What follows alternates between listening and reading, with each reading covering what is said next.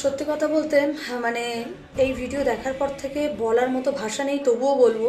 তার কারণ হচ্ছে, একসময় আমরা পড়েছি রবীন্দ্রনাথ ঠাকুরের আফ্রিকা কবিতা, যেখানে আমরা বর্বর, নিপীড়িত, অত্যাচারিত জাতির কথা পড়েছি।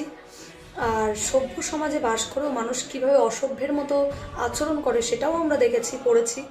তার এখন সবথেকে বড় দৃষ্টান্ত হচ্ছে এই বাংলাদেশের মুসলিম সম্প্রদায়ের মানুষ, যারা সংখ্যালঘু হিন্দুদেরকে মানে বাঁচার মতো সুযোগ দিচ্ছে না। এখানে তার সবথেকে বড় উদাহরণ হচ্ছে এই টিপুচন্দ্র দাস, যার কোনো অন্যায় না থাকা সত্ত্বেও তাকে টানতে টানতে মানে অমানুষের মতো, অমানবিকভাবে তাকে টানতে টানতে গাছে ঝুলিয়ে পুড়িয়ে দেওয়া হলো, যার প্রতিবাদ স্বরূপ এই ভিডিওটা।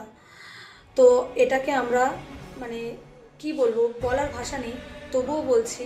তাই হিন্দুদেরকে বলবো, হিন্দু সম্প্রদায়ের মানুষকে বলবো, সনাতনীদের বলবো, জেগে ওঠো, আর ঘুমিয়ে থেকো না, প্রতিবাদ জানাও, নিজেদেরকে রক্ষা করো।